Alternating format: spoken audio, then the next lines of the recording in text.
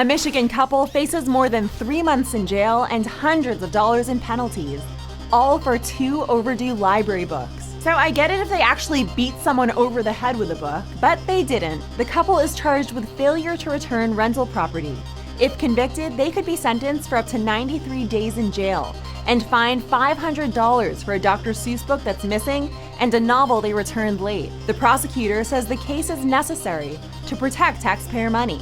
But the accused couple told ABC News, "We were appalled, totally appalled. We didn't commit a crime." People on Twitter and Facebook seem to agree, saying, "So Michigan's plan is to lock up everyone who reads? LOL, that's crazy.